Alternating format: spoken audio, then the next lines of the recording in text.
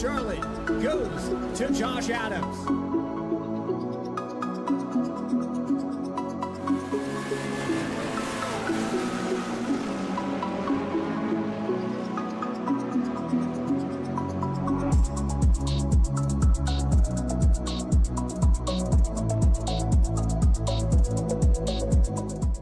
Racing isn't easy, but experiencing it is. iRacing puts you in the driver's seat with the industry's leading sim racing game. Drive on laser scan replicas of the greatest racing circuits from around the world. Go head-to-head against other drivers chosen by skill-based matchmaking to ensure competitive racing at every level. Compete across all your favorite series. In officially licensed cars, engineered to deliver the most accurate driving experience possible.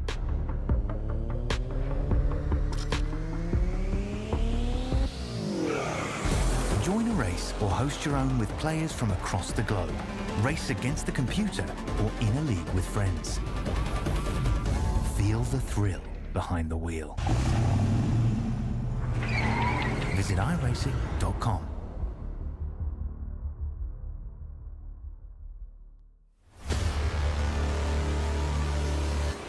Here out of turn 4. Tries to slam the door, but they sends him right back up the racetrack. Big moment for Boney between him and Dexter. It's Ryan Kuhn yet again out of turn number 4. He's going to win for a second time in the Misfit Touring Series. And it's all about Christian Peterson out front. 9 top 5s, 9 top 10s, 4 times he's finished runner-up. But tonight, it's the first time win here in the Touring Series. Christian Peterson, after 17 races, finally gets it done.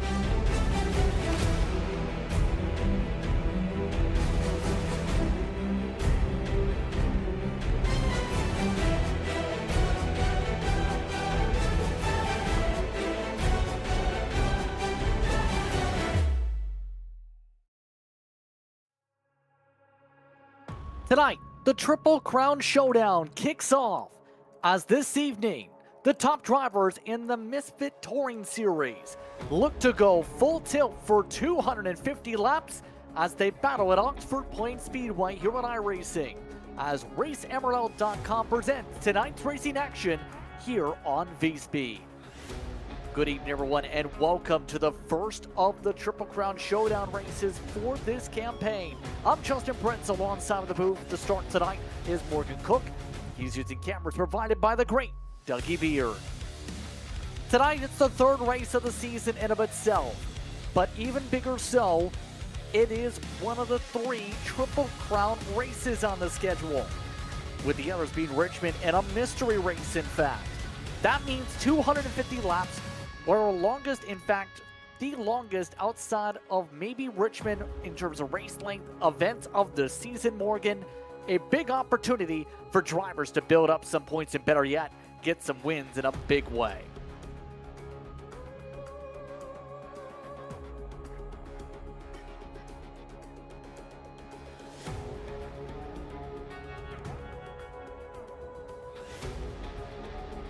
Absolutely. You're turning left basically the entire time straight from the get-go. You get to the start finish line, turn left. You get to the corner, turn left. You get to the back straightaway, you better turn left. You get to turn 3 and 4. Oh, you can turn left as well. Maybe go right, but you'll hit the hillsides. Quite simply, it's a well-known track in the Northeast, and it is a fan favorite. It's difficult to race at, but it's very easy to make bumper-to-bumper contact here with the fact you're just turning left and making sure you maintain speed at the bottom of the circuit for the most part. You push up that bottom of the circuit, Morgan, you're going backwards. Absolutely, and there's really no outside groove here, right? If you slip up, you're going to probably end up in the dirt somewhere, and that's obviously less than advantageous for your race if you're backwards in the grass somewhere. And there's also spin to the inside. There are berms you can hit, and that'll roll you over really fast around those light poles. Absolutely, it's going to be an interesting one to say the very least for the drivers tonight. Keep in mind, we're a couple races into the championship in amongst itself as well. And so far, it's been Jake Grout who's been scoring the most points. He's got a 33-point advantage, actually, in the standings so far. He's the only driver with 2 top 5s the entire top campaign so far, despite being tied for the season lead in incident points per race. Thomas Dean, though, he was able to get a top 10, but he's been also amongst the racers here with both of the events in second in points. Matthew Knott, Travis Owens, Kyle Turczak amongst the top 5. Keep in mind, some of the drivers did not take part in last week, but took part in the first race or vice versa. So it's very early going for the championship. Keep in mind, Christian Peterson, who was extremely strong last time in North Wilkesboro, he is in 7th for reference with that win last time out. Right. I mean, only showing up to one of the races will do that, of course. I mean, you got to show up to all the races, or at least the majority of them, to be able to have a shot at a championship. And I know a lot of drivers are going to be trying to get that hardware at the end of the season. Absolutely. A chance to be able to build up a championship for the resume and be able to continue what's been a stellar history when it comes to MRL competition in the MTS in particular. But tonight going to be one of those types of races, too, where having a good setup is going to be very critical. You'd have to think it's going to be so important to get those downforce levels right in particular, because you have to find that balance in the corners while being able to maintain that grip roll, you'd have to think. And some of these top drivers have those setups we know behind them. Some of the drivers like Grant Brown in 12th, for example, have had good setups. Jake Silvio in his start also had a good setup underneath him. Just not good luck in the end. Yeah, you got to put it all together to be able to win one of these races and run well. We saw Peterson. I know it wasn't Peterson. It was the 024. I think it was last week, in fact, that led the majority of the race, and then all of a sudden at the end they had a caution and it flipped the strategy around, and he went from finishing first to 10th. I don't remember if that was last week or in week 1, but regardless, that's how easy it is to go from dominating the race here to finishing outside the top 5. So there is a couple minutes in for qualifying. Race control has informed the field they do want to get the drivers done it with qualifying as much as possible. Hearing already the sort for the invert. Invert is going to be a 5 tonight per race control. A 5 is the total invert after the dice roll. So essentially, if you're the pole sitter, you start basically around 5th position with that as a result by the math. And a So quick overall, change, JP, apologies, to the booth here tonight. The illustrious Scott Shive has joined us. Scott, you And my fired apologies. up for a little Hello. Oxford Plains? I'm absolutely fired up for Oxford Plains in the first of our Triple Crown event. I apologize, I got my times mixed up, and Justin, I'm glad to be joining you here in the booth with the Misfit Racing League. I missed the past 2 weekends, and I was sad to have missed the past 2 weekends because this is my favorite series. There's always action on the track. We've seen it with the past 2 races, with the win from Kyle Turzak and then from Christian Peterson, who is, of course, our last Touring Series champion. But, of course, we'll get into our starting grid. yes, indeed. Remember, the invert is 5 tonight, so Trevor Ward will start in 5th. Ethan Wolf, as a result, will start in 2nd.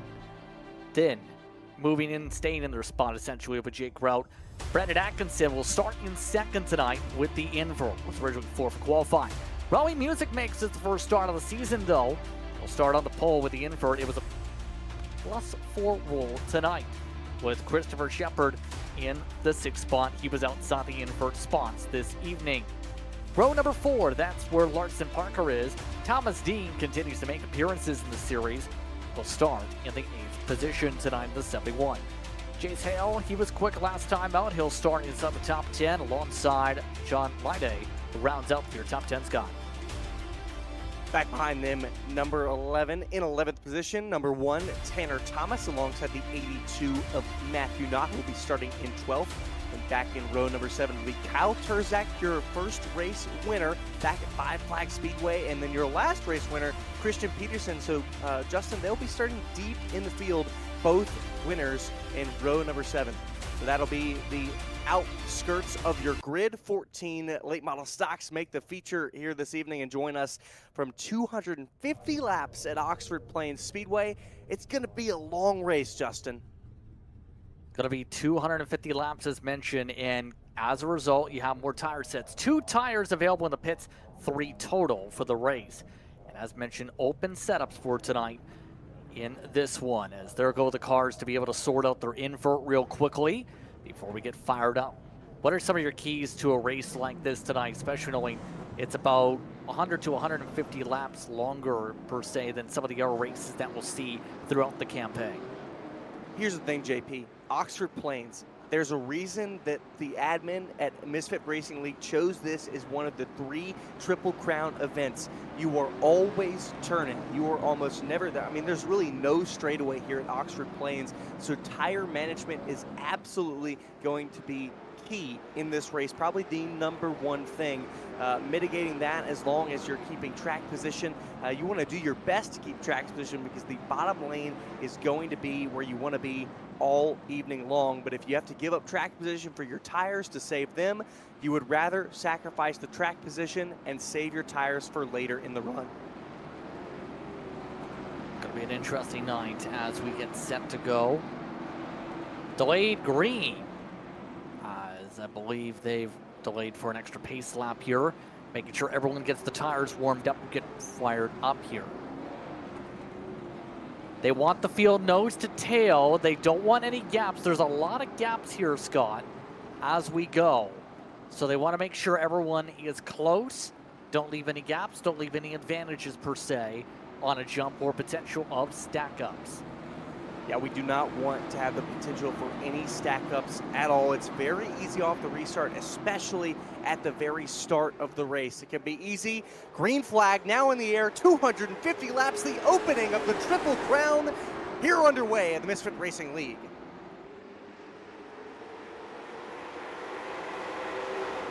Clean start up front for Music as he hugs the inside. So does Jake Grout, your season points leader.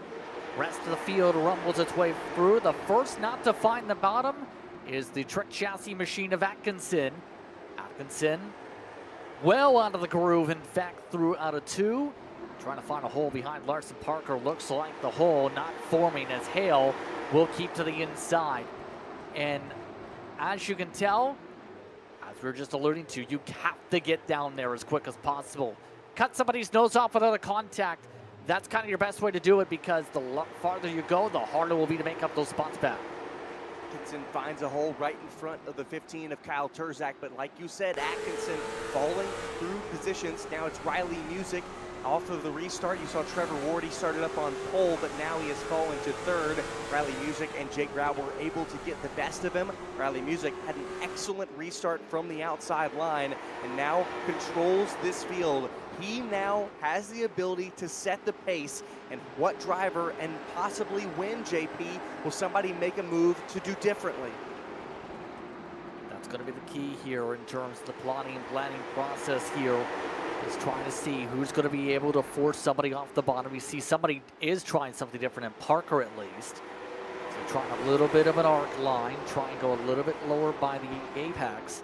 See if it can peel underneath. Couldn't get it to rotate this time to 1 and 2. So work the way back down the back straight away. Here's the look back from Music yet again. 47 continues to hug his way around the bottom. Right now they're running 15 threes in the lead. Majority of the field, you would expect, is running around that pace. 3 drivers are running half a tenth quicker though behind him. Half a tenth quicker for some behind, but again, it's going to be who decides to make the move, who decides to make the change and change in the pace. Bradley Music now holding, but Jake Grout less than 2/10 of a second right behind. We ride along with the number 16 of Trevor Ward, just sitting and waiting in third. Again, started up front, lost that lead, but again, you know, JP, it's not too bad as he jumps the curb there with the left front. Not too bad to lose the lead this early, especially just, again, we spoke about how many laps this race is going to be. Larson Parker looked like he got a little wide there into 3. It opened the door for a moment for the 9 of Jace Hale, but Hale was not able to capitalize. Nothing doing yet as Music, who is one of the drivers with real-world experience, remember, when it comes to his race. Today's race is a lot over at Langley Speedway, maintaining things up at the front. 11 years of racing when it comes to Riley in particular in the rear world, a long-time competitor in terms of the short track scene, doing a good job maintaining things, runs that same similar paint scheme with some different sponsors on the car in real life as well. So one of the drivers that, on top of racing in the rear world, also does the virtual world to keep fresh during the off-season. iRacing, such a pivotal tool in terms of keeping yourself fresh. I say, JP, it's a pivotal tool for you and I when we're not able to be broadcasting in the real world. We're able to broadcast online and keep our voices fresh, keep our terminology fresh. And it is the exact same for these drivers, able to keep their skills attuned and continue to improve on themselves, especially in the height of the off season. I know the South Carolina 400 going on right now. A lot of these drivers would rather be in the South Carolina 400 than here in iRacing. But you're going to take it where you can get it as we see a move. Tanner Thomas around the 9 of Jace Hale. We spoke of Jace Hale moments ago as he has a big wide moment out of turn 3. That's going to open the door as well for Brandon Atkinson, who we saw fall through earlier. Right now, one just trying to choo-choo train. There goes Atkinson on the pass, and Hale pushed up. As there goes Music. He's been pushed out of the groove. He said, all right, I guess I feel my foot itch, as he scraped the bumps out of turn 2, that little berm that's around the bottom of the racetrack, and it's cost him. Here comes the train of cars. He's already back to 5th. Larson Parker in the 18, able to slice on by. Now Tanner Thomas, wheel to wheel on the inside, but Music, you can just see how quickly he is falling back, now back to 6th. And I see Brandon Atkinson going to stick the nose in there deep into 3. Same for Kyle Turzak. This is absolutely a detriment to the 47 of Music. Yeah, he was looking solid up front, that makes the one mistake, and it costs him dearly. Look who's been moving through the field, by the way. The 15 has already been able to make up some passes. They are amongst the many to be able to shuffle all the way to the back. Music. Turzak up 6 so far. Lots of wins in his time. He continues his march as Hale was also stuck on the high side of that same sequence, by the way. He's still yet to find a hole. He'll find it second to last. Had been running mid-pack. Hale, you saw him have that moment out of turn 3, and it put him on the outside as well. Now Music finally able to find a way back towards the bottom. It's behind the 22 of John Leday. Leday in 8th, Music currently in 9th, but he went from 9th all the way to the lead. As we got a spinner, John Leday, and it is going to be Music that makes contact with the 22 of Leday, and that'll be bring out the first caution of the evening. We were just watching along with those two drivers and Music. We'll take a look here at the drivertees.com replay. And Leday looking here into 3. Music gets a good run. Thank you.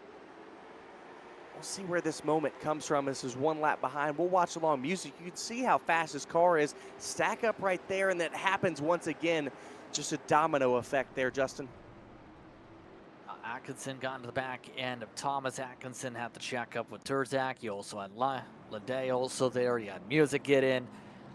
It's very easy to have happen here, especially when you have bumper-to-bumper racing as we do here. Thomas Dean and Kyle Terzak both electing to come down pit road from that, interestingly enough. And that run actually went nearly 25 laps here. The 15 machine, I think, went with fuel only here. Thomas Dean, slightly different on the strategy, had been towards the back of the field, making some adjustments maybe. So outside of that, field will reset here with Jake Grout getting the chance to control things. And you've kept an eye on Jake Grout so far. He's been really good so far in terms of his consistency this campaign with the runs so far. Last time out in particular, 2nd place to Christian Peterson at North Wilkesboro. Yeah, Jake Grout, he's had a really good run so far. He's had great runs in past seasons as well. And obviously, the 2nd place finish last week at North Wilkesboro. It was a 4th place finish at Five Flags. Jake Grout, he's able to get the win, but he doesn't get as many wins as he would like, and he's been close. He's always been in that championship conversation. In season 1 when it was Jake Sylvia, Jake Grout was near and fighting towards the end of the run, and last year when it was Christian Peterson, Jake Grout was clearly in the conversation. Sometimes it's Jake Grout's aggressiveness that has put him in bad situations and out of a chance to win a championship. We are green flag back in the air. Grout will hold the lead over Trevor Ward, who moves back into 2nd after starting on pole over the invert. Good start for Grout on the bottom of the racetrack. Ethan Wolf is trying to clear him by Parker. Parker sending it fairly deep into the corners to try and make something work here. That's interesting. He's making the outside work. He's alongside for 2nd. He made a pass on the high side. Made a pass, and now he's going to have a hole. Will he take the hole? Yes, Larson Parker feeds into 3rd in front of the 1 of Tanner Thomas. Or excuse me, that was the 122 of Ethan Wolf, who is sitting in 4th, that Parker moved in front of. But that was a great job. You do not want to get stuck on that high side too long, because it can absolutely tear apart your right side tires. And of course, these drivers do have an extra set, but you want to try to get that to halfway, because again, normally the races, as we see a little tap, Ethan Wolf's going to get a tap from the 1 of Tanner Thomas. Thomas will move on through, but like we said, and I think we'll be mentioning it all night long, Justin, tires are of essence. Critical with the 2 extra sets. You do not want to chew up your tires regardless here, because second you have to take the tires. It's the track position. Wolf still hanging high side. Music now on the inside of him as you watch on board from Tanner Thomas, one of the 47 speed shot machines.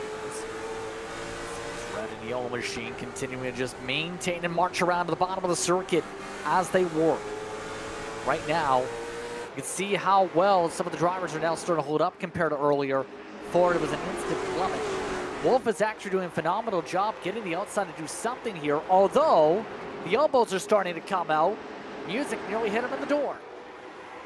Wolf not able to make the start last race at North Wilkesboro, but at a 15th place finish after starting 2nd. It looked so promising for the 122 of Ethan Wolf when it came to Five Flag Speedway, but did not come to fruition when it came to the final results. And he's looking fairly strong here at Oxford Plains, but obviously he is in a tough position on the outside. Tanner Thomas has put him compromised on that outside line, and Thomas made a good run as well, as he's going to give a tap to the 18 of Parker. Parker will go spin to the inside as Thomas going to go up and over on the poles in the dirt at Oxford Plains.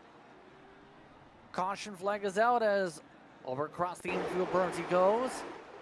Put it out, says race control. As 112. alongside of Wolf. Thomas in the one car once again, and right there the stack up. Big save in front, and up the light post he goes. That's one interesting, well, I guess a characteristic of Oxford Plains, the mounds of dirt protecting the light post. And sometimes me and my buddies, Justin, and when iRacing, just to have some fun and some practice sessions, we'll go ramp them up. But obviously not something you want to do here in an official race with the Misfit Racing League. Not something, obviously, that Tanner Thomas wanted to do. But all of that stack up originated from the leader. Originated from Jake Grau, just saving tire, letting off a little early, and letting off earlier than Trevor Ward imagined. And then it compounded down to Ethan Wolf and down to Riley Music, as well as Tanner Thomas, and just put them in a position where they were not able to slow up in time. You saw the 71 of Thomas Dean make his way into the pits, might be grabbing some fuel in there. It's the second time Dean has made a pit stop, so getting some fuel for him. And I wonder, he was in the pit box for about 6 seconds, so probably refilled the entire tank. So I think a lot of these drivers that are running mid-pack or towards the back, Justin, trying to play a little bit of a strategy game. Might be banking on more caution flags, wanting to be able to extend further in case there's a yellow flag for the then have to put a set of tires on. Absolutely. That has to be a thought. But it's Grout alongside Ward. It's Wolf alongside Music. It's Peterson, who is up to 5th, by the way. Christian Peterson slicing, dicing through his pack here. That Trick Chassis machine is on the move and is ready to restart 3rd on the inside row. There goes the pace truck. There goes the green. Off to the battle for 4th he goes.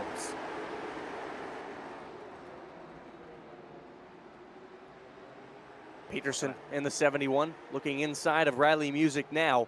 It's Grout, Ward, Wolf, and then now Peterson. Still trying to hold Music out there. Last time we saw Music out this far, he fell all the way back to 9th position before making contact with John Leday. But can Music find this hole? Can he squeeze into this hole right here behind? Maybe Larson Parker and others, as well as Brandon Atkinson, might give him the hole, but no! He's going to get a little tap from Atkinson, able to keep it straight, but no. He was able to keep it straight, then he corrected over, and now he is into the dirt. Caution, caution, caution. And the temper's flaring yet again. That's how tight things get when it comes to the bottom of the racetrack. Yet again, watch the 15. He's trying to poke his way underneath. You see some of the side-by-side already in the first place. Right there is where it gets too tight. Oh. Yeah, and you saw a little bit of a wiggle from Atkinson as Jace Hale gets a little bit of some extracurricular there, a little bit of an innocent bystander. But you saw the 15 there, Brandon Atkinson. He got a little loose in the center of 3 and 4, and so tried to correct just a little bit to the right.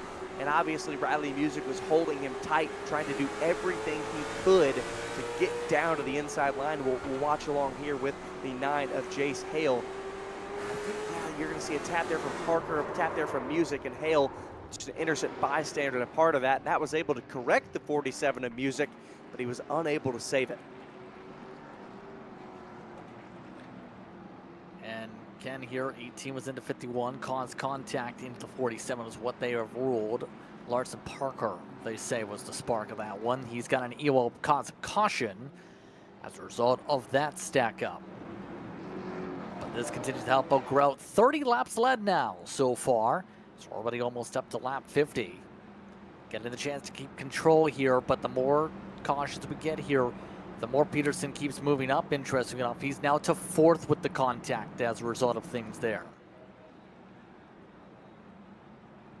Peterson is going to be strong. We're going to take a quick side-by-side, and we'll be back with more action coming your way.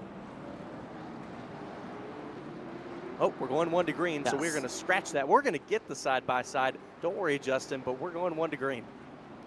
I was about to say, this is a track where cautions go very quickly here, since the laps themselves go very quick. 32 seconds of pace lap. Now we'll try this here. Green flag, white, green flag. Once again, Grout off and away. We're back and away. And one driver gets pushed out of the groove. A little bit of a shuffle for Turzak. Everybody else keeps calm for now. you've spoken about Christian Peterson, and I don't want anybody, and I don't think anybody has forgotten about the 15 of Kyle Turzak. 10-plus wins in Season 2, only was shy of the championship by missing a couple of races, and Peterson was consistent, able to get a couple wins for himself and submit his own championship. So those two are some tough competitors, and they're very great on the long run, able to play the long game. So don't count them out. The two 15s run side by side, 5th and 6th. Atkinson on the inside, Turzak on the outside, with John Leday looking low. All of them trying to sort each other out as quick as they can here. Oh, look at this run for second. Big time slide up for Trevor Ward. Wolf takes the inside in his green and black machine, the Wolfpack Sim Sports machine. Going for the second step. Clear on by, a little bit loose, as he does just about. Ward gives him the space and now focuses on the battle for third spot as a result. Got to be careful on how far you take it out on the outside though. You're talking about going over the crest. You're technically going where you're tilted to the right down the hillside with how far the 17's taken it to get these runs here. To get back to second, look at that. Well, exactly, Justin, and you make a great point. It's really hard to see unless you're sitting in the seat as Trevor Ward gets a little loose on the outside. He's up almost nearly in that third groove, but there's almost an invisible dip-off. You can see it right there, kind of in the slant of your picture, as we ride along with the 17 of Trevor Ward. Watch here, just drops off the outside here, and like you said, kind of slants right, is a negative banking on that outside. There's no ball here at Oxford Plains. There's nothing to keep you. There's just plenty of grass, and so obviously at some point the banking has to move off and it runs into a negative space. Man, look at how wide Ward is going out. This is all the way to the outside wall, in fact. This is a little bit of... He got tight out of Ford. Yeah, he's getting excessively tight, or using all the runoff space because he's not wanting to let off to make sure he gets squeezed down the bottom here. The widest I think I've seen anyone really take it here, intentionally at least, in a side-by-side even, around a track like this. Wolf now falling behind the 17, a little bit loose again goes Ward. We'll stick it up here. Oh wow, the top 12 are all grouped together. Hale is at the tail end of the group, mind you, as the rest of the field gets the bottom. 2 cars have lost the pack, Thomas and 9.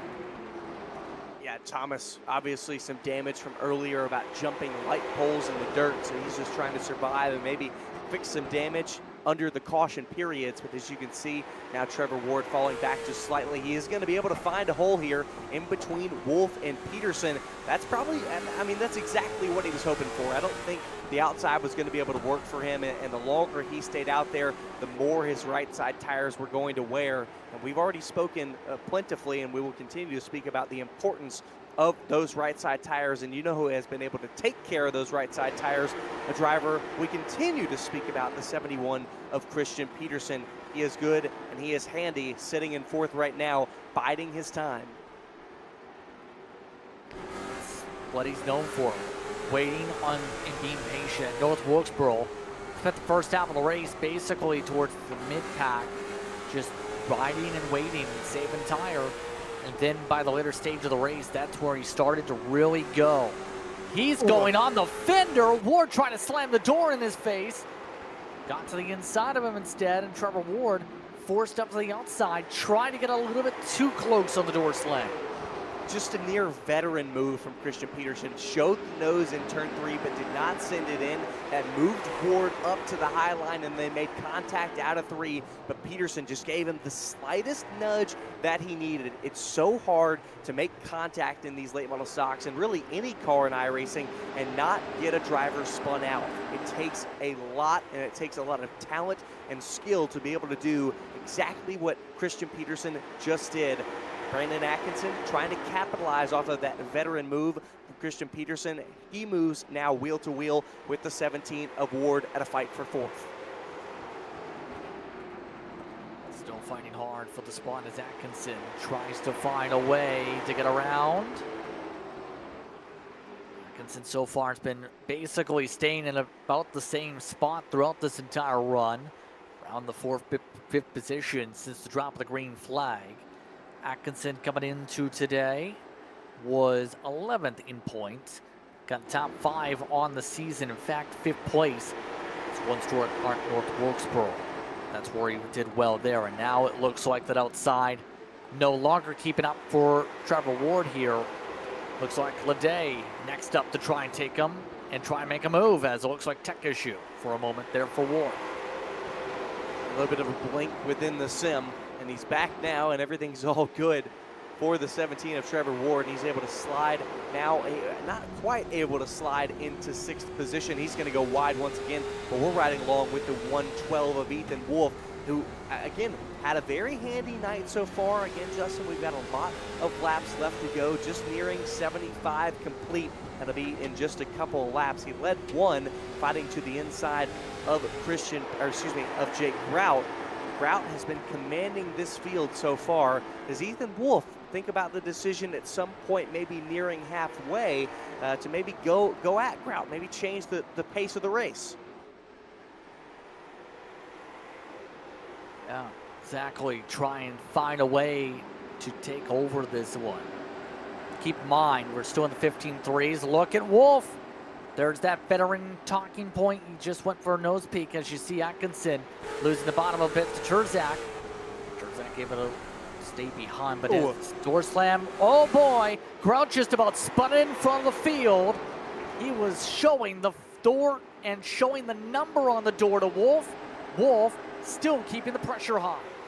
You see that Grout got tight there, and you saw Ethan Wolf showing him the nose as Wolf going to jump the curve for just a moment. But Wolf is trying to play a little bit of mind games with the 49 of Jake Grout. Show him the inside and put Jake Grout on the outside tight. Now Wolf going to look low for a moment. Peterson still right there, laying in wait just in case one of these two makes a mistake. 77 complete next time around, coming to 78 of 250. But look at these top 5. They are all stacked together. They are all waiting and ready to lead.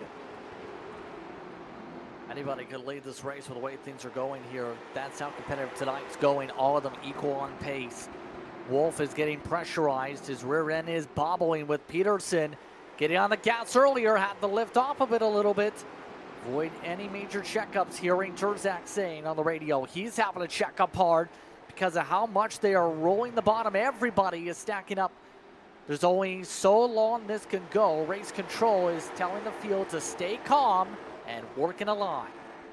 This is when you have to think, Justin, Jake Grout might not be the fastest car in the field. This is a pace. Yes, he may be choosing to control this pace, but you can see just that car is tight. Slow to roll the center of the corner, not able to get on the gas quite as fast. And these cars behind, now we're stacked up back to 7th position. You can see that they are ready to go, have more roll speed. This is how we've seen that domino effect that got us in hairy situations earlier that put us under caution. First one in particular comes to mind as Wolf again taking a poke. Route sending it hard to the inside, send it harder, going tight off 3 and 4. Looks like Terzak losing the bottom. Leday took the inside away from him. A couple drivers actually swinging tight. A little bit of contact. Leday piping up on the radio as Leday clears on by. Terzak tries to clear himself. He gets bobbled off the bottom. Terzak, we talked about the aggressiveness of Grout. Terzak, still a young gun, and he can get a bit aggressive as well. Tried to pinch down the 22 of John Leday as Leday got a good run to the inside, and Leday was not going to have it. He said, hey, my nose is here. I have got the inside line. You're going to give it to me because I am not going to give up to you. Even so early in the race, still a lot of laps left to run, over 165 to go. So still a lot of race to run, and you've got a question there, Justin. When do these drivers, I mean, we're already seeing decent patience, but I would say we're not seeing, I think, as much patience that you would see in such a long race such as this. Absolutely here. Right now, field continues to zip along as we will have lap traffic at this rate. Pretty soon, Matthew not to be reached. There's some side-by-side as Terzak gets back alongside the hotshot photography machine of Leday. Oh, that was a chomp across. Terzak lucky he didn't turn himself He bobbled off the corners so much there. Gonna keep it clean as we get up to lap 90 next time by. Look at the handsmanship you have to have right here. Lots of wheel input. Have to be careful still on the throttle to make sure you don't overexert the wheel. As look at Absolutely. up front. Got to be careful. You spoke of it. The look up front. Christian Peterson has gotten to the inside of Ethan Wolf in the 112. And so now Peterson has slowly and methodically moved himself from last place on the grid up to second in just under 90 laps in this race. This, whoa, has to check up big time there for Jake Grout. And look ahead, it is lap traffic. And that lap traffic will get all the way down. That is the 82 of Matthew Knott. Did not want to have any sort of involvement in the change of the lead, so he got out of the way. Good job from Matthew Knott. But look at how close Peterson is to Grout's rear bumper. Yep, so the outside attempt does not work out well. Peterson all over the rear end of Grout, loosens him up. Pressurized the mistake, didn't make flush contact. It's Peterson now with a chance to lead. He goes to the inside. Grout still battling. Tries to pinch on the exit. Peterson nearly hits him in the door and gets loose. Grout led nearly 80 laps so far, loose on the outside, but Peterson wants to take command of this race as Ethan Wolf, look at him, he's trying to look to the inside of Atkinson. He's going to give Atkinson a tap. They both check up, they stay straight, but look at Peterson. He's got the edge, nose forward. Grout able to slide in line. New leader, 71, Christian Peterson. Nicely done by Christian Peterson as Wolf tries to take away third from Peterson's teammate. Looks like he will and take it away as Terzak also follows through, or attempts to at least, in the Terzak racing machine. Trying to find a way to rotate on the bottom. Looking pretty solid in terms of rotation all night. He'll try and fight it out in the battle of the 15 cars as he will clear in the InSim 15 machine. But the field is starting to splinter out a little bit. Music has lost more than a second as this has gone on to the whole choo-choo train. It's brought Shepard, Parker, Hale, Ward with them. Thomas Dean still ways back. Knott and Thomas have already pulled off the track as the battle was on for second again. Thomas Dean, 71, last car on track on the lead lap. He is in 12th place currently as we continue to watch along with this front pack as Grout now stuck to the outside of Ethan Wolf. Wolf going to go on by him. Kyle Terzak going to move himself up into the third position. And Grout, I think he was doing great to defend as long as he could, leading 80-plus laps. But once Peterson was able to put him on the outside, he has not been able to defend. Now John Leday here to the inside of Grout as well. And Atkinson will try to fill that hole as well. Grout, he's going to slide in, so John Leday will not get on by him. Good move from Grout to find that hole. It was a very quick and small hole. Had to find the hole, or else it would make you plummet down the cavern that is the leaderboard at this point. You can tell just how difficult things are getting. You can tell just how much some of the drivers are checking up for that center roll you were talking about. Peterson's got the largest lead by anyone today now. 0.7 of a second. It's been under 3 to 2/10 most of this race until this point. And this is showing the tire wear and how these drivers have driven so far over time. I think we saw earlier more of the raw pace of the 49 and later into the run when he was being challenged by Ethan Wolf as well as Christian Peterson, we could see that car getting tighter, which is a sign of that right side tire wear. It just takes longer for the car to rotate the center, longer for you to be able to get on the gas, and of course slower down the straightaway. So now it is Jake Grout back down into, I believe, it should be 6th position behind the 22 of John Leday and Brandon Atkinson. Both of them have made their way through. Actually, I think John Leday is able to hold on there. Yep. Good shuffling still amongst them here. The blues got to my head. Yeah. I mean, they are nice looking cars, the color blue machine. Oh, they're beautiful. They have very nice designs by their designers. Leday is from Coleman Designs, I believe. It's a Justin Brooks design for Jake Grout, if you're curious on which driver does which wrap, I guess you could say, as the field has really splintered out here. Terzak running 2/10 off the pace compared to the rest of the top leaders here. And now it gets interesting because we're talking about, for a majority of this field here, 100+ laps on the fuel tank. How long can you realistically go? Keep in mind, Terzak only 84 laps in, 64 if you're music. What happens if you have to pit at some point? Yeah, just I get this is a pure guesstimate on fuel. I'm really just trying to think about it. I don't think these drivers will be able to make it more than 180 laps here at Oxford Plains, and that's probably giving them a couple of extra laps. And that goes to make you think about this, Justin. I think obviously you're going to have to pit for fuel no matter what. So do you wait till lap 180 and then possibly, take tires and fuel then? Or do you maybe pit under green right directly at halfway, which is 12 laps from now, and take tires to have 125 for the first run, 125 for the second run? My first inclination is to wait for that caution. Of course, if we get, green flag racing up until then, you're going to have to pit no matter what. You can't run out of fuel on track. But obviously, if you're someone like, Christopher Shepard, if you're someone like Riley Music right now, and you're running in 7th and 8th position, your tires are getting fairly old, you're not being able to gain any ground, do you take that gamble at lap 125 and bank on the rest, pitting a little bit later, maybe under a caution, and gaining the track position later on? So many different factors, and it all starts with who makes the mistake to be able to cycle things.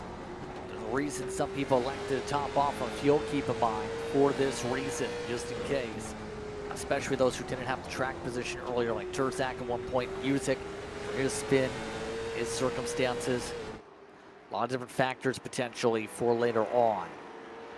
But all of this as well, being steady out in this race for the time being. Give a shout out to some of the others that are in the field so far. Shepard is actually at the midway point of the field. He's actually running quicker lap times than the leader. In fact, downside is 5 seconds behind, lost a lot of ground early on. But now that the 19's on their own, the Black Magic Performance Machine has the long run pace. It's just a fire off. Yeah, looking at the lap times right now, just a little bit slower than your leader. And not too much slower, just a couple, probably about 700ths off of the 71 of Christian Peterson. The lap or two ago, it was right around the exact same time for the 19 of Christopher Shepard. So Shepard could be a possible sleeper in this race and maybe be fighting for a top 5 position in that number 19. He's only 2 spots out of it at this moment. We're watching along here with the 15 of Kyle Terzak. Then it's the 49 of Jake Grout, then Brandon Atkinson and John Leday. This is 3rd through 6th place. Is now Atkinson, looks to the inside of Grout. Grout, we mentioned his challenges earlier with his tight race car. Again, been able to defend very well. He's very good on defense mode, but of course, at some point, the tires are not going to be able to compete with others behind you. Look here, we got the 17, Trevor Ward, into the pit lane, nearing that 1 halfway mark. And as well, I believe that is the 112 of Ethan Wolf. So a lot of drivers pitting under green, or excuse me, 2 of them deciding to make it at the halfway mark to pit tires and fuel. Exactly what I thought was a possibility here. And this is not a car that normally does a green flag cycle. So it's going to make it extremely unique in that sense. Oh no, look out, Jake rode up the track. Trevor Ward came out of pit road, and they both nearly ran him over. Leday boxed in behind the driver on fresher tires. Grout trying to hold on to his bobbling race car up on the high side. Drivers have just been given the warning, do not do what the 17 just did. And to defend the 17, just trying to make sure he stayed in front of him, as them who have been battling most of this race once they got back to this position and wanting to stay in front of them because he does have fresh tires. But right now, and really, you see John Day going to give him the bumper, and the 17 going to go to the inside, nearly spinning and nearly messing up the cycle of this green flag pit stop for him and Ethan Wolf. But Leday You saw him going to lose a handful of time to Jake Rout, Caution. 1.4 seconds, as Larson Parker has spun on the front straightaway. And what will that do for Ethan Wolf and Trevor Ward, who have already came into the pit lane, but are both one lap down? They're going to be in trouble as the caution flag waves. I had to wonder what it was, and it's going to be interesting now for the rest of the way on fuel. Possibility of a tire down. Did he have a tire down? Because the only time I've seen that happen is a rear tire. And it could be, it's likely here at Oxford Plains. We spoke about how much that you were turning. You were always turning. And now as we see a lot of drivers entering the pit lane, Christian Peterson, the first to come to a stop in the box. Again, last box on the field.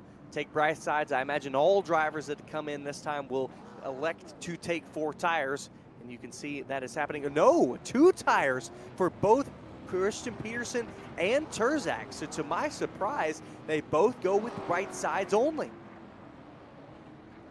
Interesting. We'll take a side-by-side. Come back, more action. You're watching tonight's action for Misfit Touring Series. This side-by-side brought to you by 918 Designs.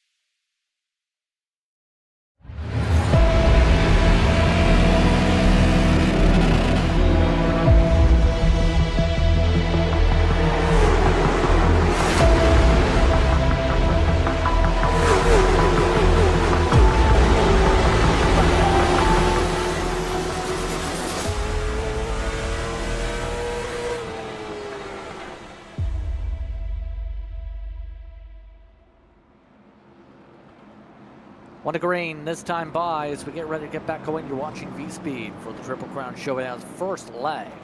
It's part of the MTS, here part of the MRL. Justin Prince, one side, Scott Shive, with Morgan Cook producing. Cameras provided by the great Dougie Beard. Christian Peterson leads. We had some people take 2 as they've extended this caution. I don't think all the waiver rounds have made it around yet. So keep in mind, some of the drivers feeling like the left side tire balance is fine. More than 100 laps on the tires, no problem. Set Peterson and several others who elected to take track position over taking 4 tires here. So some drivers electing to take 2. I believe John Leday is the first to take 4. Looks like he spent 22 seconds in the box. Same with Jace Hale, as well as Riley Music and Christopher Shepard and Larson Parker. I think those are your 5 drivers to have taken 4.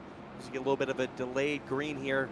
So now, Justin, we're in the back half of this 250-lap race, and this race not only important to the overall championship here for the Misfit Racing League, the Misfit Touring Series Season 3, but very important because it is the first race in the Triple Crown season that will be now this year spread out throughout the season.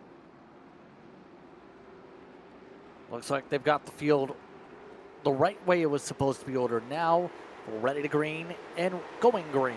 Back and away. Christian Peterson clearing on by. Battle is on for second. Atkinson trying to join his teammate. Terzak giving the squeeze down at least, though. Not allowing the chance to cut ahead here. Keep in mind, because of all those delayed cautions, the field might be okay on fuel here. Keyword Mike Scott. This is now going to get interesting for the fuel mileage since some of the drivers were struggling to get past 120 before. Definitely should put them in a much better position. Everybody coming into the pit lane, obviously having taken fuel. I don't think it should be a concern for now, but we'll continue to keep an eye on it. Brandon Atkinson now slides in front of the 15 of Terzak, but Terzak pulls the crossover out of turn 3 and 4. What a move by the 15, parks it on the nose of the 15 of Atkinson. What a great move from the young gun of Terzak. We've spoken about him many times before in his young prowess.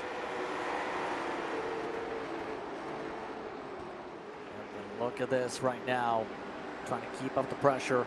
Race Control did confirm they were correct in the starting grid, because there were drivers that apparently had black flags that didn't have them in sim for whatever reason. Either way, that was sorted. That was why things were getting ordered by the field. Have to make sure everything's buttoned up. That's what they did in that circumstance. All this as well. Day has Grout right behind. Remember, Grout, one of the drivers needing to balance out beware. He only took 2 tires like many of the others there in that circumstance. So in theory, you're going to be looser with just the right side tires. He's washing out more than anything else, though, although he is trying to get a cut here. The same can be said for the lead. Things heating up for the lead. Turzak and Peterson, the 2 drivers we spoke about that started in the last row, row number 7 at Oxford Plains here this evening, and now they are both up at the front fighting for the lead. Turzak trying to push Peterson wide. Peterson trying to hang to the outside, now trying to slip back inside. 2 drivers left, pulls the crossover, puts the nose on the inside. Turzak has to give him the space. Still trying to find a way to take over this race lead on the inside. Peterson right against the curbing. Slide up for Turzak again. Back and forth they continue for the race lead with under 106 laps to go here from Oxford Plains. Way up the track goes Turzak, trying a different arc. Look at the run, it builds up for the apex, but Peterson got the edge for the start and finish line, and it's clear, just about. In fact, it's clear. It's Peterson to the lead with that last chance high up. 15 will now go into line or attempt to. Yes, they will for the crossover for second. Look at that move. What an excellent move from Turzak. He tried to pull that move on Peterson, did it once, but Atkinson filled the hole, and now Atkinson gliding through on the outside of Jake Grout. They make a little door-to-door contact. Grout trying to enter back into this picture after leading early before having the lead taken away by him from Christian Peterson. Remember, he took 2 tires early. The first car on 4 fresh tires right now is John Leday, sitting in 5th spot. And so far, those 2 fresh lefts, so far on time at least, are doing exactly what the drivers in the lefts are doing. It's the long run that is the curious part, potentially for some of these drivers here. See how Turzak has been able to get back to second here, right in front of Grout. The theory is you can only usually take the lefts on the one cycle at least. As Music has come on down pit road after only 19 laps, they're towards the back. So it becomes the question, do you try doing laps later on if it comes down to it? It kind of makes things a little bit more into a box for the second pit stop, especially since most of the field have taken that opportunity to then take the laps the first time. Yeah, I think if you get a late caution, you definitely consider it. I think track position later on might matter more. Yeah, it kind of sounds contradictory to kind of what I said earlier, but I think these drivers as a group have done a great job of being able to manage their stuff. The differential between tires of a driver up in front versus a driver up in ninth is not as wide of a gap as normally we would see it be. Yeah, exactly. And right now, seeing as they go, Peterson doing his thing, saving his tires with clean air in front with 96 laps to work with. Once again from Oxford Plains. And Justin, I think that speaks to the talent of a lot of these drivers that race in the Misfit Touring Series.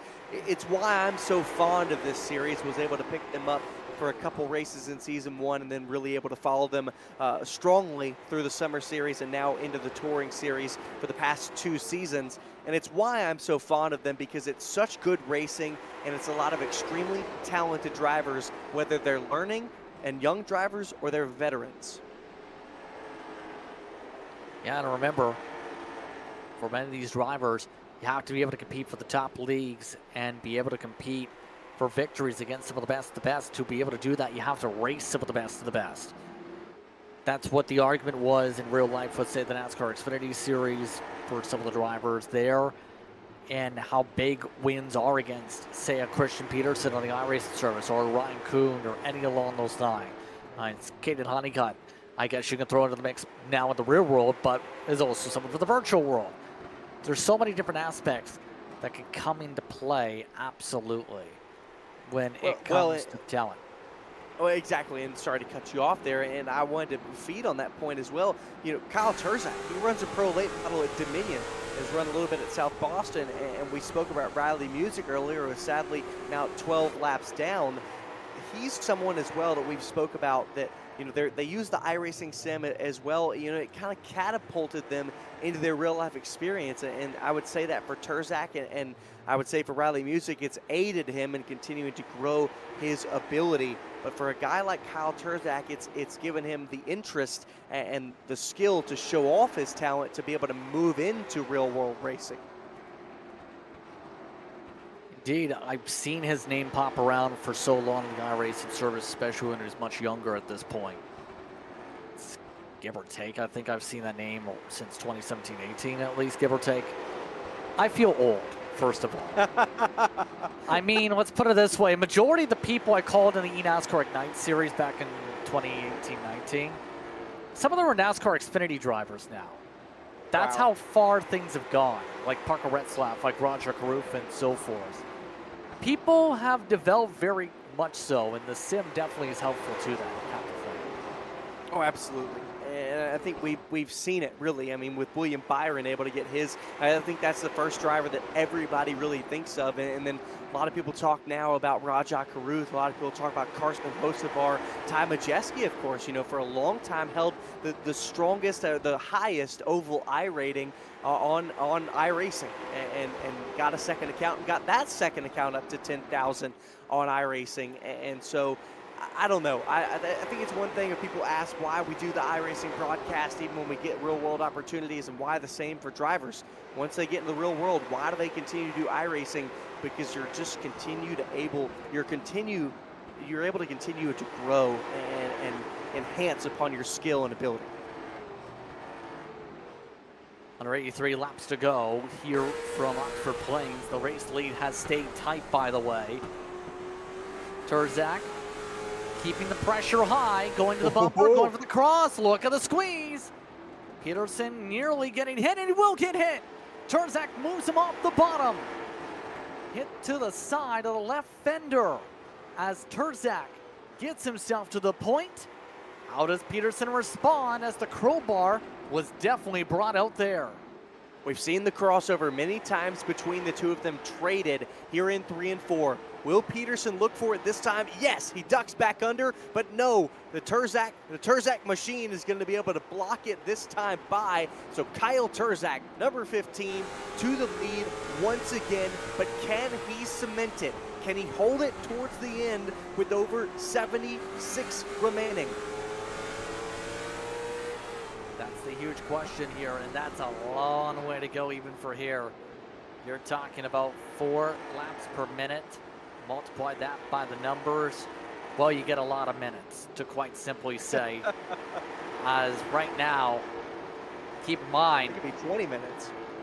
Give or take. That's still a lot of racing to go. It is, and that's green flag, and that's if we don't get a caution.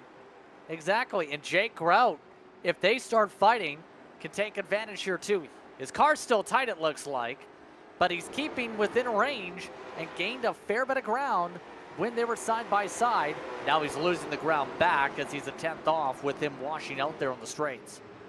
Yeah, I think that again speaks to the aggressiveness of Jake Grout. He is a very talented driver, but I think sometimes ails himself when he starts to push too hard. He sees now that Peterson and Terzak are not battling at this moment, wants to close in, maybe become a part of that battle, because as it stands right now, it looks like Terzak, you know, he's got a bigger gap to Peterson than Peterson had to Terzak when he was in the lead.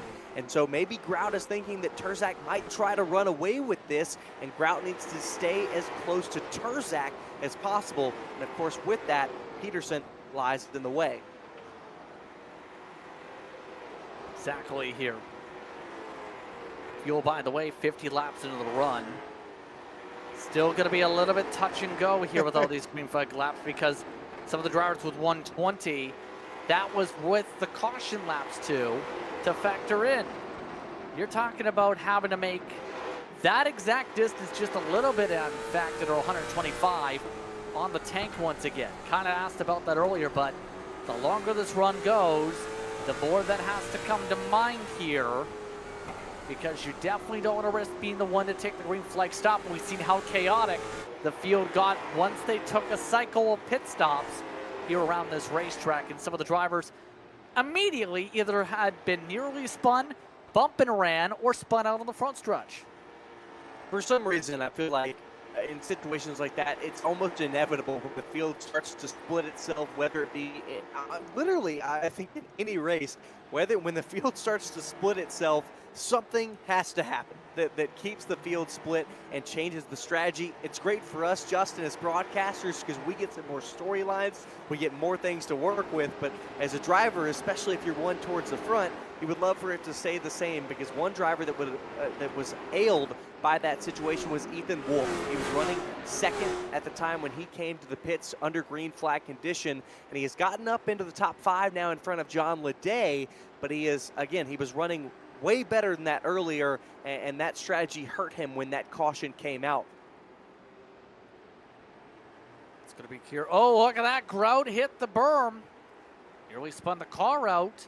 He's able to hold on to it with that lower line coming out of turn 4. A little bit of a sketchy moment there for Jake Grout as a result. Grout's trying to push as much as he can here, but right now is having a hard time being able to hold that wheel. You can see him not as much wheel as earlier on. He is still washing up the track. Grout, you can see him pushing heavily with just over 65 remaining, now down to 64 this time by. At this point, you got to think when drivers are really pushing. What is the true pace of these top 3 cars? Because right now, they're all within 0.4 of a second of each other. It's Terzak, Peterson, and then Grout. Are any of them holding back from what you and I and what the fans are watching with right now? Do any of them have anything left in their back pocket for these last 63 laps? That's a question I think on everybody's mind at this point is, where are they going to settle by that point? Already, we have seen much of the field lose pace to the leaders, by the way. Half the field was grouped together at one point, not anymore. Some of the drivers, like back here, this is Shepard that you see. He's now fallen 8 seconds back, for example. You have others like Larson Parker that have lost a fair bit of ground, already have been lapped from his pit cycle.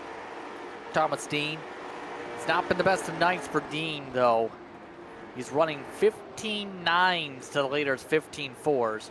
And Music still has not come out of pit road, so he looks to be done for the night.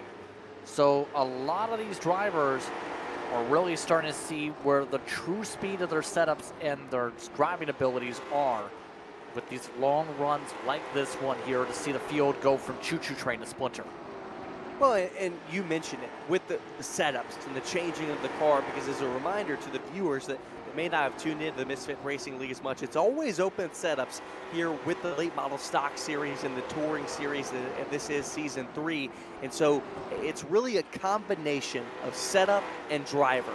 And you have to perfectly mesh those two, and it changes each and every week. Of course, as we're a touring series, we move on. We go to different racetracks, and some drivers are better at others. Some cars feel better at others with the setup that they put on it. So, JP, it really, at some point, it becomes a balance and a mesh between the setup of the race car and the driver itself.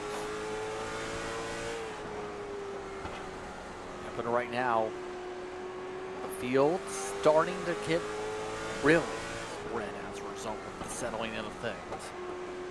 Grout holding on by half a second to second place at least, but Terzak seems to be holding firm. He's running identical times just about to Peterson, just a couple 1,000ths quicker over the past 5 laps on the average. The past 10 near identical. The past 15 are identical, 15.444s. Take a look at some of the errors here, though. Some of the drivers towards the back of the grouping, still in some battles. Leday, those 4 tires didn't really work out at all for him or Jace Hale, did they? They're right now 6th and 7th. Yeah, no, they did not. We saw him earlier running in 5th spot when he was passed by the 112 Ethan Wolf. And so honestly, actually for some reason, maybe it worked out worse for them because anyone that took 4 tires is outside of the top 5. Everyone within the top 5 took 2 tires. And I think that speaks as well to us just talking about setups and what we were just mentioning, because when you put just right sides on the race car, it changes the handling of the car. Sometimes it makes it looser, sometimes it makes it tighter. However the race car driver had set it up earlier, it can compound what you want the car to feel. And when you put 4 tires on it, it's almost like you set it back to its factory base setup, when in reference, putting 2 tires on it can change it. And of course, for a lot of these drivers that are running in the top 5, it's put it and changed it to the better way that they wanted to drive here at Oxford Plains. Better yet, how much of that is track position? Scott? I mean, I was thinking about it. Christian Peterson and Kyle Terzak, before speaking, just about their setups beforehand, they started in the back. And so for them, when they had those 4 tires, everyone was fresh early on. They were able to just charge up through the field slowly and methodically. But this second run, obviously, clearly different. And they have had this track position for the entirety of this back half of the run. So it has been very pivotal for them in their fight, as we see Ethan Wolf here passing the 15 of Brandon Atkinson, moving into 4th spot. Atkinson falling down to 5th. But I think you bring up a great point in that Terzak and Peterson had been set up in the best position for the second half of this Triple Crown race. Under 50 laps to go in this one here from Oxford Plains.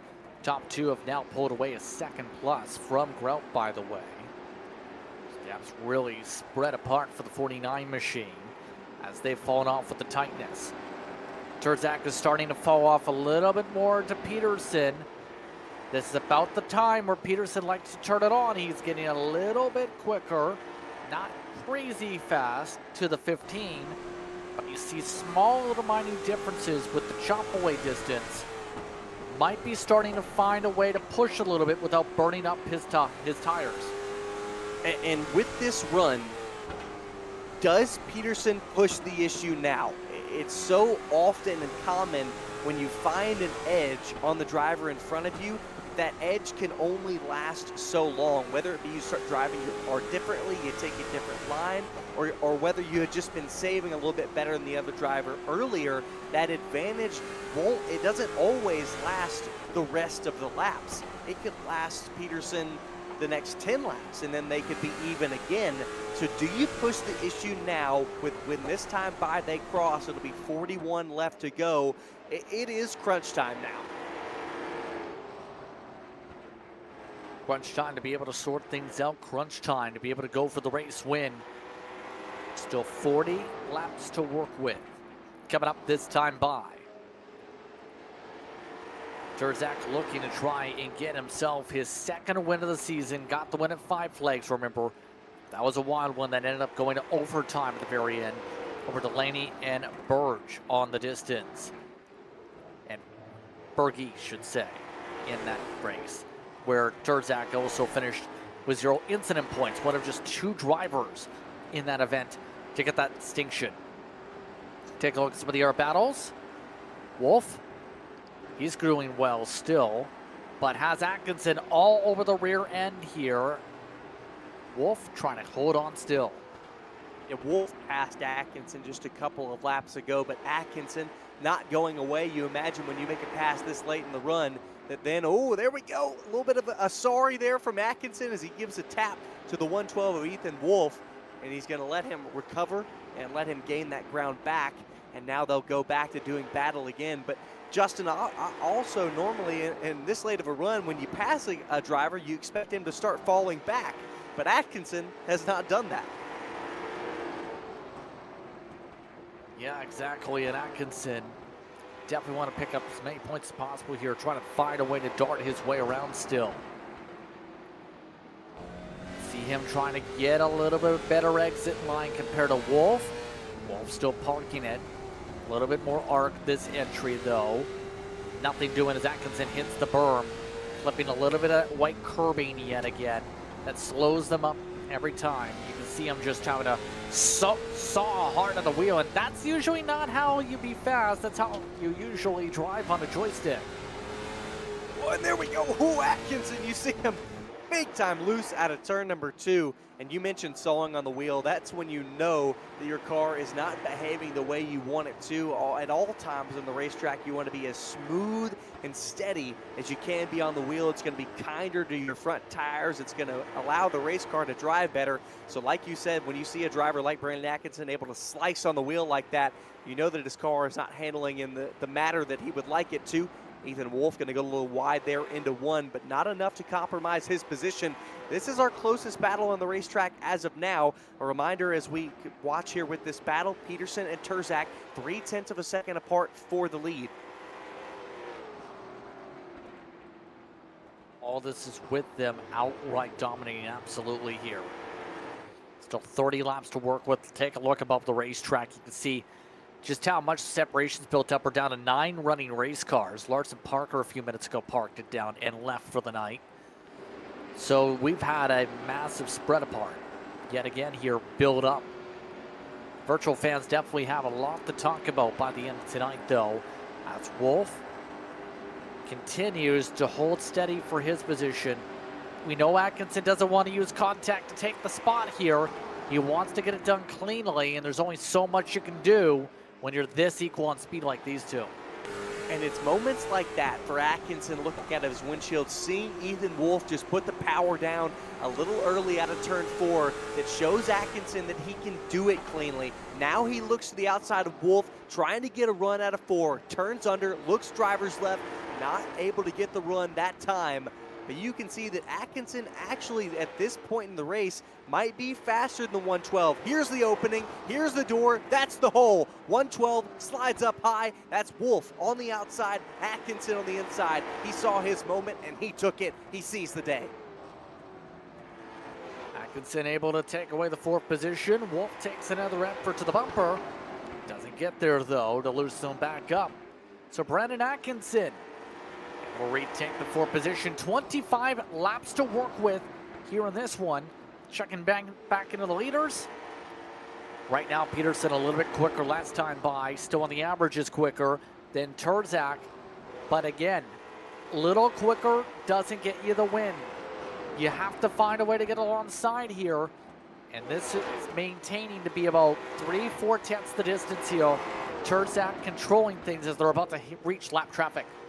This is exactly what I was concerned about for Christian Peterson. We mentioned earlier how at lap about 2:10, he had closed in on Terzak, but now he has fallen back. Whatever the edge was that he found earlier is now gone. We jump back to 7th position here with Christopher Shepard and Jace Hale as they battle for the 7th spot. The 19 we saw, he might have been a sleeper pick earlier for a top 5. Got a little bit kind of messed up from the caution between the cycles for the number 19. Same with Jace Hale, who had contact early on with Riley Music that put him more in the rear of the pack. But he's trying to battle with Christopher Shepard, but Shepard has a great drive off. He's very consistent.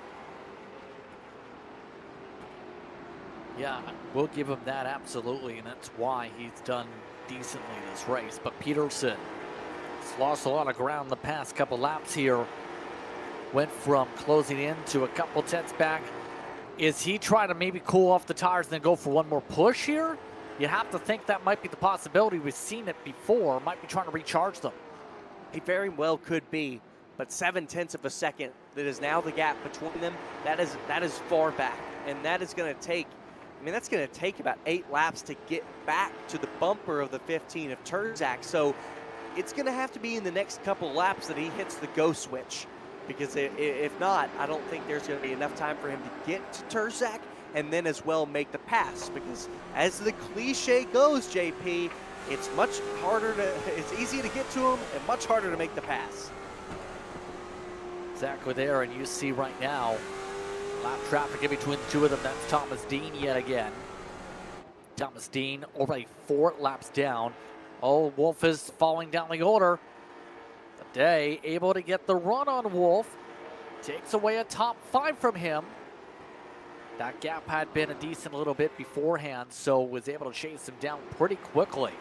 Last time through, 3/10 quicker. Wolf was in the 16.3 last time by the stripe. That's how much Wolf is now plummeting all of a sudden. He is also at the very edge of the fuel tank. 114 laps compared to most of the rest of the field's 108. Right rear might be gone too on the tire wear. Oh yeah, you can see him really struggling, really slow that last time by in the 16.2s. Really off the pace, 0.7 of a second. You got to imagine he might come into the pits here or maybe just try to nurse it on home. He's going to lose the spot here to the 19 of Christopher Shepard.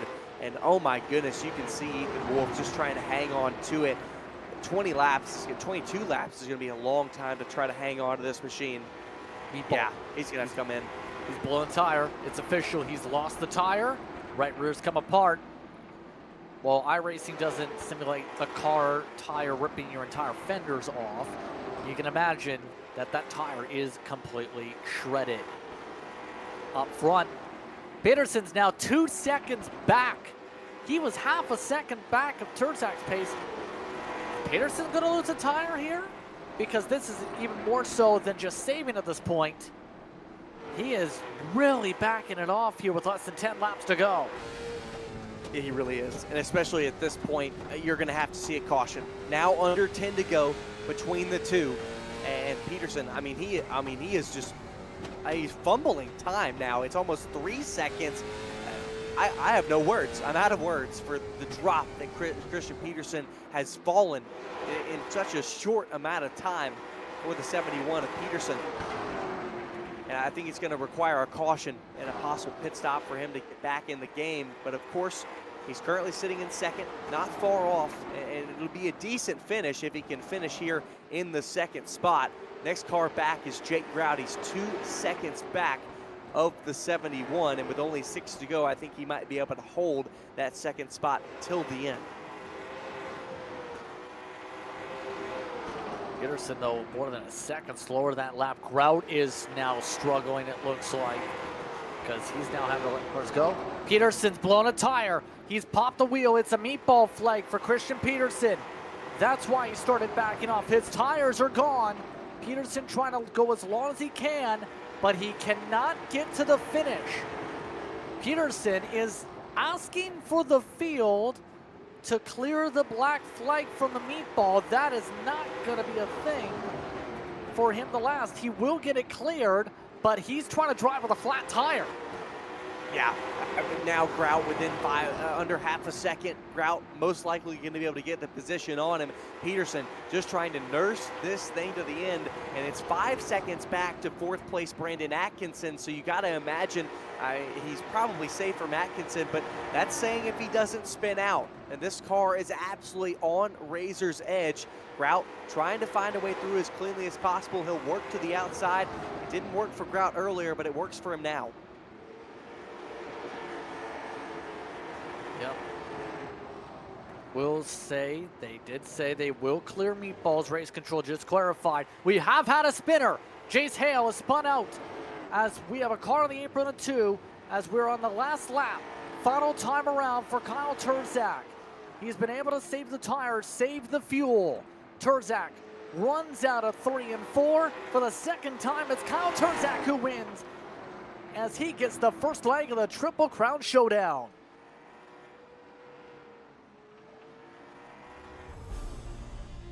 Terzak shows dominance and shows speed and shows patience. It gets him all the way to the end and makes him the first multi-time winner of the Misfit Touring Series season number 3 and the first winner of the Triple Crown Showdown. Kyle Terzak, can he possibly make a run for the championship that he just barely missed out on last season?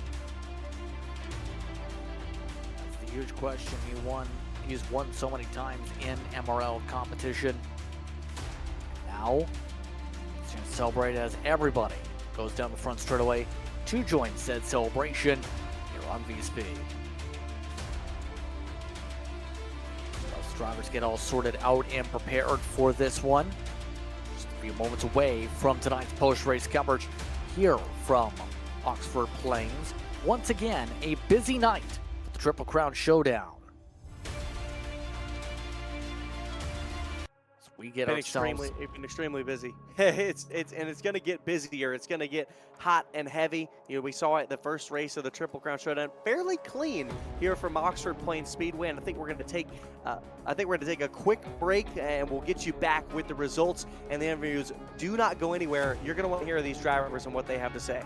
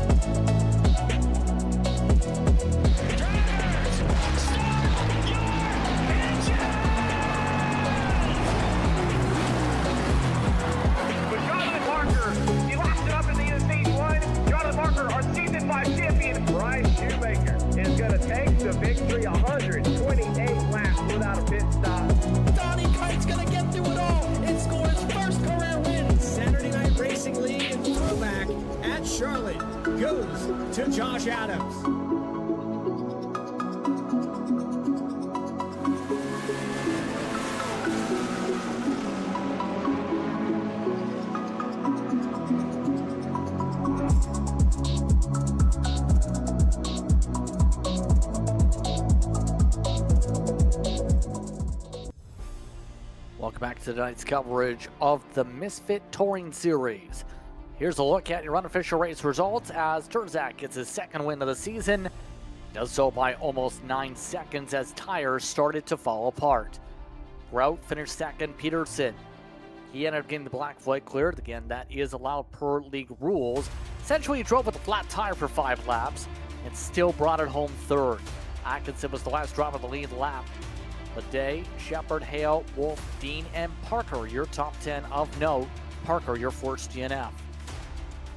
Back behind them was Riley Music, who led early but ran into problems. Then behind them in 12th, it was the 17 of Trevor Ward, who also started on pole after the invert. In 13th, it was the 82 of Matthew Knott. And final car on the field in 14th, it was the 1 of Tanner Thomas. Plenty of laps down, 189. It was a rough night for the number 1 of Tanner Thomas. But JP, I'm going to send it back to you because you're going to get to talk to the winner of Kyle Terzak. 3-2-1 tonight, in fact. So we actually go with Christian Peterson first. I'm all over the world tonight, Justin. Yes, indeed. Christian, you were driving with a flat tire for 5 laps. How difficult was it to bring this car home? Yeah, I got a little out of control there, racing with the other 71 car, with a couple laps to go. But yeah, we got it home third. It was pretty good. So, of course, it was tight confines here tonight. How difficult was it to save said tires? Well, also saving the fuel. Had to go 122 laps on the fuel tank to end this one. Yeah, the fuel wasn't so much a problem. I think I just freed it up too much in the pit stop and maybe pushed a little bit too hard there at the beginning of that last run. Maybe I thought we were maybe going to get like 1 caution, somebody spin out or something, and get like 1 caution in the middle. But that wasn't the case, and Terzak there was really good the last 20 so laps of that run. A lot of fun racing with all those guys up front, and yeah. So with that being said, next time out next week is at Martinsville Speedway, the Paperclip. How do you feel about the bumping and banging that's known to happen there? Yeah, I like Martinsville. It's you got to use the brake a lot, which is fun. A lot different from this place where you're just kind of rolling the whole time, very little brake. But yeah, I think it's going to be different. And yeah, if guys want to run clean and run side by side, you can. If they don't, it's going to turn into a little crazy action. So we'll see what we get. Any shout you'd like to give here tonight? Yeah, just everybody that puts the show on, Kyle, everybody at MRL. You guys do the broadcast at V Speed, and all the guys at Chick Chassis that put in the work on the setup. We had a lot of hours in this week. We got beat again, but kid's good. So yeah, it was fun. Enjoy coming out. Wish we could get a couple more cars for this series, so everybody who races in it should tell your kids, tell your wives, you know what I mean, and get them on out here. So yeah, come race and have some fun. Congratulations on the run here tonight. Yeah, thank you. Christian Peterson comes away with the third spot. Meanwhile, your points leader gets an air points night up into the top two. He is what Scott Shive. It is Jake Rout. And Jake Grout, I mean, what a race for you tonight. Started up towards the front and really tried to hang on. It looked like, Jake, for most of the night, you were fighting a tight condition. I mean, yes and no. It was tight till the tires went, and then I was just trying to find a lane that I could have enough grip to do something, and luckily I was able to get around CP. I think he blew a tire. I don't know what one. And then I blew a right rear coming to the checkered. So lucky in that remark, but it was a little tight for sure. But once the tires were gone, it was just over. You're always a driver to show good aggression. You're always a driver to try something different. A lot of times we saw you trying to work the outside, and especially even in single file condition, especially towards the end of that last run, saw you working more to the outside, kind of hooking over the edge of the banking. Was that you just trying something different, or just trying to do, I guess, trying to do something different compared to the front runners? Yeah, I went up there once and kind of just running against some marbles in the corners and found some grip trying to run down CP. And I mean, instead of trying to cut it down on the straightaway and upset it, I just let it ride out there. And there was actually some grip out there because the track wasn't hot. So um, I mean, I wish I found it sooner. But I was able to get around CP, I guess. So that's one. I mean, Terzak I wasn't gonna be able to pass him. He was 8 seconds farther ahead in the different zip code. So I was just battling myself. Jake, we've seen you lead this Touring Series championship before, and something, whether it be to your own or something else, has normally taken you out of it somewhere through the season. How do you change that narrative here in season 3? Well, after the super season that we just had, I don't really know because I got taken out of the championship by drop weeks of all things. So I had two good of finishes when drop weeks came into effect, and it took me out of it. So couldn't really do much there. I guess I could have finished worse, but that's not really what I was going for. So I'm just gonna do my thing, be consistent. I think we have like 30-point lead right now. So just try to hold on to that. And I know Turzak's gonna be tough to beat. I know CP is gonna be tough to beat, and whoever I have to challenge, that's just going for trophies throughout the season. So I can't thank the Arkham Setup Shop group enough, though. AW Clark Builders, JNS Sales and Service, White Heating, Curly Transport, Southpaw Imaging, everybody. I know my grandfather's watching. He sticks out through every one of these races, and you guys, and we're gonna go for it. I can tell you that much for free. Jake Grout is going to go for it. Jake, congratulations on a good second place run tonight at Oxford. Thank you. Jake Grout brings it home, second place on the second step of the podium. And now, JP will get to talk to your winner, Kyle Terzak, the young man, now a two-time winner in the Misfit Touring Series, season number 3.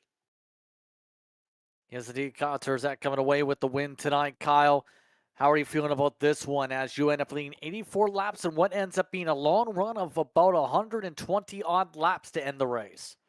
Yeah, it feels pretty good. Started out there, had to start from the back, so I knew it was going to be a learning curve, just definitely, because I know the track temp was going to go up a lot. Started at about 80, and it ended just about at 100. So I knew that we had to save a lot of tire, especially that left rear, because we're going to be on it the entire race, and had some early struggles. Came down, got some fuel just to make sure I was good, and then we had that drove our way through the field, and I knew that, when I got more up front, it would be harder to pass, which was true. And, got that caution, pitted for tires. And I knew that I had to get, closer to the front to even have a chance. And I got by Atkinson there with about, I want to say, 130 to go, something like that. And I knew that Christian was going to be next. And I saw that he was saving a little bit. So I kind of, not forced the issue, but I kind of realized that I had to get in front of him to get that clean air, and I had a run, and I took it, and got clear, and by then I was just going half throttle around the place, just saving tire, and just managed my gap to Christian, which worked out. He ended up blowing a tire at the end while I had 30% left. So definitely did a good job at saving, and got it done for saving. Yes, indeed. And yeah, as a result here, 2 wins to start up the season, looking really good in regards to the championship potentially on how things are going. Obviously, you were in the hunt last year for the championship. How are you feeling about the championship drive to get there and have an opportunity this year? You've already got the league leading. Oh my goodness, league lead in victories so far in the first 3. Yeah, last year I had to miss a few races, and this year I have to miss a few races. Hmm. Had to miss one last week, and I think I might have to miss the one this upcoming weekend. So, that's my 2 drops right there, and I know that I got to be really good in these past, the races after that. I got to stay committed and staying, getting these wins. It's 2 for 2 on the season, so. Trying to go for that lucky number 10 like I did last year, but it's gonna be really hard to do. Got a lot of competition out here, and with his RKM 15, I think we got a pretty good shot at that. So what are you doing next week instead?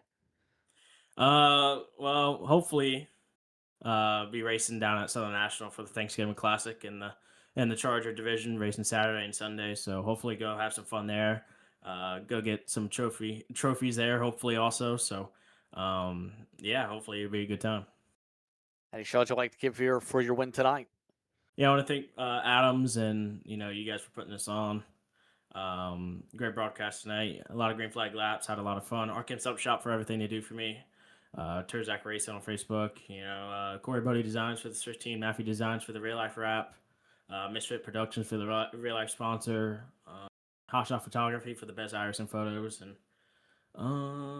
I don't think I'm missing any. Yeah. Thank you. Also, thank you everybody who's watching back at home. Well, congratulations once again on the win here tonight, Kyle. Thank you, guys. Kyle Terzak gets the job done. Celebrating in virtual victory lane. He's 2 for 2 this season. Your final thoughts tonight, Scott, as in the end, it's Kyle Terzak who's able to show the speed in the end of this one. Part of the Triple Crown Showdown. He gets the first leg of it. I'm sad to hear that Terzak will be missing a couple of other races, and I wonder, can he make up for that in his performances? Last year, we had a little more than 15 races for the regular season, and with 10 wins, he was just shy of being able to win that championship. So wonder if he can maybe make up for it this season.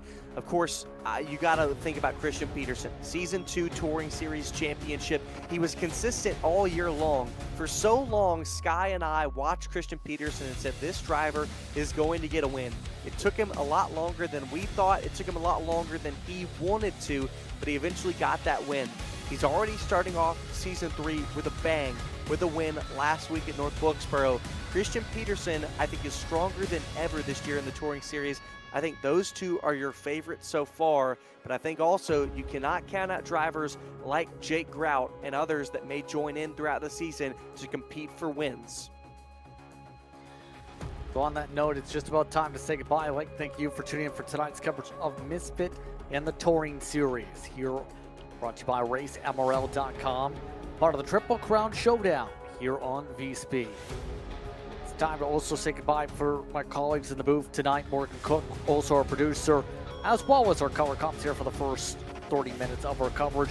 Dougie Beard for his cameras. And of course, Scott Scheid for coming in as part of tonight's coverage as per usual for the rest of the season. I'm Justin Prince saying so long. Enjoy the rest of your evening. You've been watching tonight's coverage of the MRL here from Oxford Plains.